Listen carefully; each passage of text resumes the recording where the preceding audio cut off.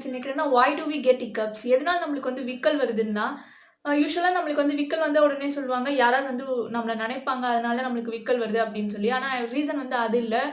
நம்ம பிரீத்திங்க்கு வந்து ஹெல்ப் பண்றதுக்கு தான் நம்மளோட லங்ஸுக்கும், அப்டமனுக்கும் நடுவுல வந்து டயப்ராம்ன்னு சொல்லி ஒரு மசில் இருக்கு. அந்த மசில் வந்து நம்ம வந்து இன்ஹேல், எக்ஸ்ஹேல் பண்ணும்போது சுருங்கி விரியும். அந்த மசில் எப்பயுமே வந்து ப்ராப்பரா தான் வொர்க் ஆயிட்டு இருக்கும். பட் நம்ம வந்து சம்டைம்ஸ் அதிகமா சாப்பிட்டுடுவோம். நம்மளால சாப்பிட்டு வயிறு வந்து ரொம்ப பெருசா இருக்க மாரி ஃபீல் பண்ணும்போது, நம்ம தான் அந்த மசில வந்து அஃபெக்ட் பண்றோம். நம்ம நெறைய சாப்பிட்டுட்டு இருக்கனால. அதான் அந்த மசில் வந்து மூச்சு விட்டு இழுக்கும்போது வந்து இன்ஹேல் பண்ணும்போதும் சரி, இல்ல எக்ஸ்ஹேல் பண்ணும்போது அந்த சுருங்கி விரியுதுல, அதுல வந்து அந்த மசில்ல ப்ராப்ளம் ஆகும். அது ப்ராப்ளம் ஆனோம்னா ஆட்டோமேட்டிக்கா நம்ம காத்து வந்து உள்ள வாய் வழியா உள்ள போறப்ப, இங்க இருக்க வாய்ஸ் கார்ட்ல இருந்து அந்த சவுண்ட் வருது. அதனால நம்மளுக்கு வந்து விக்கல்லாம் வந்து அந்த மசில்னால தான் வருது.